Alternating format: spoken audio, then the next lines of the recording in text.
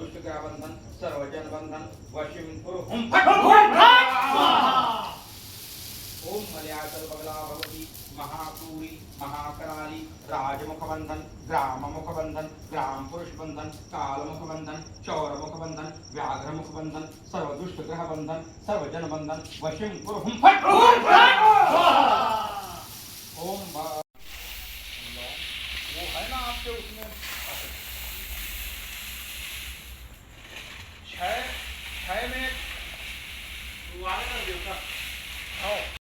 ये 3 प्रकार के द्रव्यों को मिलाकर जो है दशांग बनता है। फिर उसमें हम जो है जौ है, चावल है, तिल है, सफ़ेद तिल, काला तिल, घी, गुड़, शहद, फनी, गुलाब की पंखुड़ियाँ, यह सब जो है मिलाकर उसको पूरा पूर्ण साकल्य बनाते हैं। आज का जो हवन है इसमें दशांग जो होगा सिर्फ अग्नि प्रज्वलन के लिए। हालांकि पिछले 12 दिनों से लगातार यहाँ पर जो है हवन चल रहा है, यज्ञानुष्ठान चल रहा है, 10 महाविद्या का अनुष्ठान चल रहा था। तो यज्ञानुष्ठान में यज्ञ वेदी पूरी तरह प्रज्वलित है, यज्ञ धुना शांत नहीं हुआ है। पिछले 12 दिनों से सतत यज्ञानुष्ठाान चल रहा है। आज का जो हवन है वह विशेष हवन इसलिए है कि आज के हवन में जितने भी देवी देवताओं को हम जो है हव्य देंगे या भक्ष देंगे। हव्य उसको कहते हैं जो हम मृगी मुद्रा में हवन जब करते हैं, हवन करते समय यज्ञशाला में मृगी मुद्रा में जब हम आहुति छोड़ते हैं उसको हम हव्य कहते हैं। स्वाहा वह हव्य होता है। भक्ष वह होता है कि जो हमारे उग्र देवी या देव उग्र स्वरूप में है, हम उनको भक्ष देते हैं। भक्ष में से मुट्ठी में बांधकर 5 उंगली से ऐसे फट करके छोड़ते हैं, वह भक्ष होता है।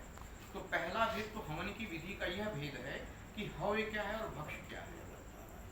भक्ष किसको दिया जाता है और हव्य किसको दिया जाता है। तो आज हम जिन देवी देवताओं का आवाहन किए हैं, जिन देवी देवताओं का आवाहन करके हम उन्हें खाद्य दे रहे हैं, जैसे हमारे लिए भोजन होता है वैसे ही इन देवी देवताओं के लिए जो हम छोड़ रहे हैं साकल आहुति या किसी में छोड़ रहे हैं, यह इनके लिए भोज्य सामग्री। जैसे सामग्रियाँ जो है एकदम अलग जी, तेज पत्ता, काली मिर्च, जी, लौंग, जी, सफेद तिल, जी, चंपा फूल, जी, और इसमें सबसे बढ़कर है मिर्च, जी, लाल मिर्च। जी। ये क्यों? माता बगलामुखी जो है, माता बगलामुखी को दुष्टों को दूर करने के लिए हम मिर्च से हवन करते हैं। जैसे आप माता बगलामुखी जी का मंत्र पढ़ेंगे तो बगलामुखी जी के मंत्र में आता है सर्वदुष्टानाम ओम श्री बगलामुखी सर्वदुष्टानाम वाचम मुखम पदम है जिह्वाम विलय बुद्धिम विनाशाय ह्लीम ओम फट। तो मिर्ची को हम फट करके यह भक्ष है।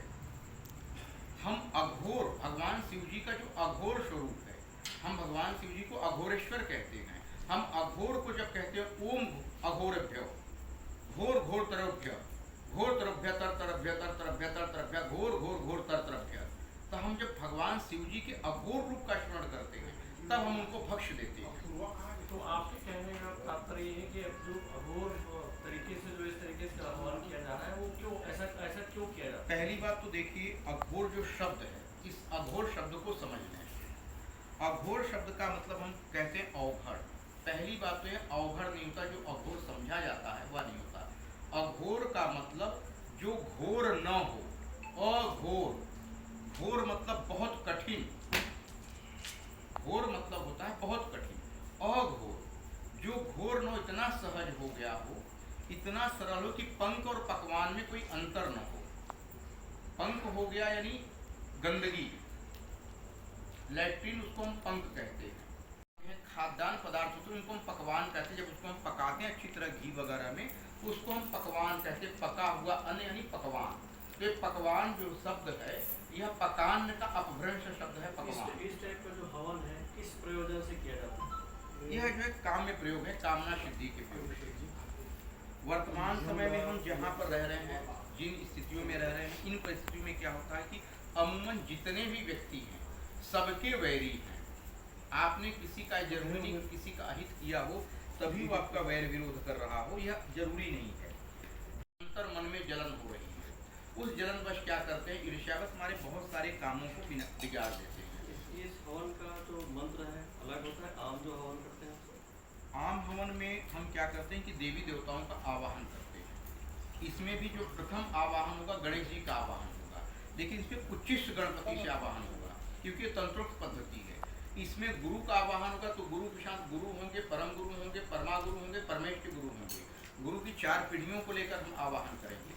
इसमें हम रम वम तम शम तम दम लम इन 5 का इशारे करेंगे। 5 तत्वों को आमंत्रित करेंगे, आकाश तत्व को, भू तत्व को, जल तत्व को, वायु तत्व को और अग्नि तत्व को। यह उनके बीज मंत्र हैं। इन बीज मंत्रों से 5 तत्वों को साक्षी मानकर उनको ये करके फिर अग्नि नारायण, भगवान अग्नि नारायण की पत्नी का नाम है स्वाहा।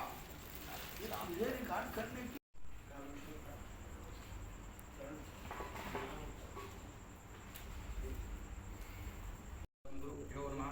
ओम श्री परमेश्वर गुरुभ्यो नमः। ओम नमो नमः। ओम पृथिव्यै नमः। ऐसे घुमा के पूरे शरीर को जो है पहुंची।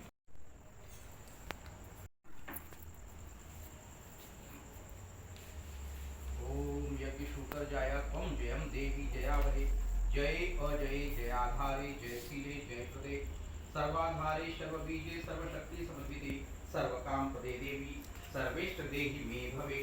सर्वस्थाले हे देवी सर्वशिष्याहे सर्वस्ये सर्वस्य हरे देवी काले सर्वस्यात्मिके भये। मंगले मंगलाधारे मंगल्ये मंगलप्रदे मंगलार्थे मंगलेशे मंगलम देहि मे भवे। भूमे भूमिपुत्रौ च सर्वस्य भूमि लभेत पाठाञ्जनः भूमिदान्तरात्मने गणेशः परतो गणेश यतो गणेश ततो गणेश गणेशैव पादवरं किञ्चितं तस्मात् गणेशं शरणं प्रपद्ये। स्वाहा स्वाहा स्वाहा स्वाहा स्वाहा स्वाहा स्वाहा स्वाहा स्वाहा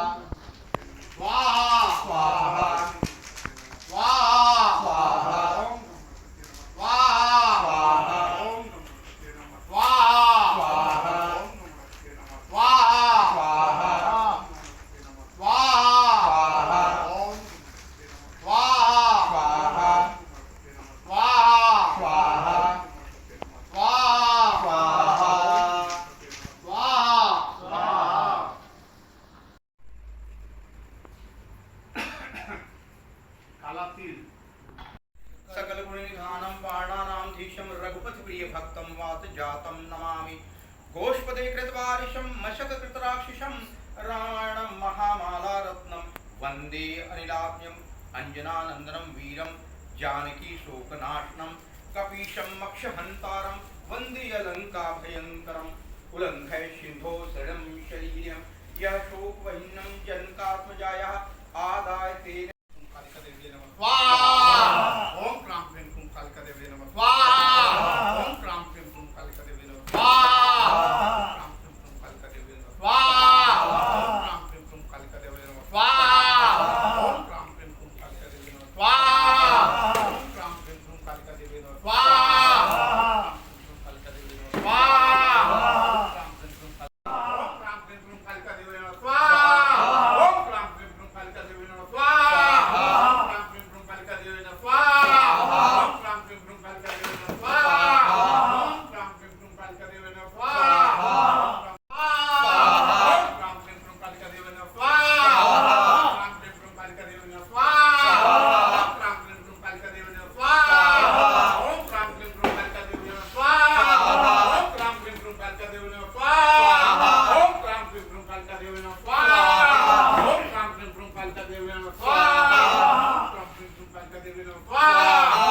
क्राम क्रीम क्रूम कालिका देवी नमः। स्वाहा। ओम क्राम क्रीम क्रूम कालिका देवी नमः।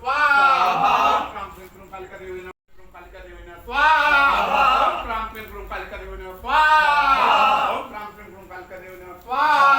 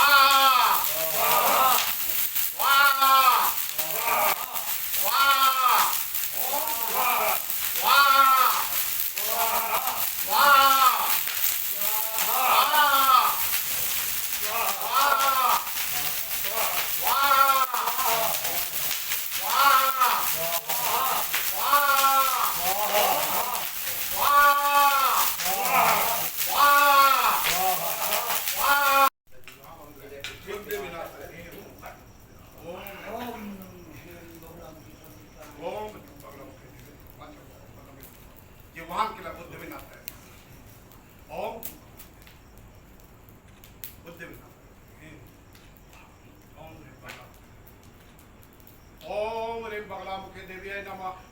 ओम पार्वती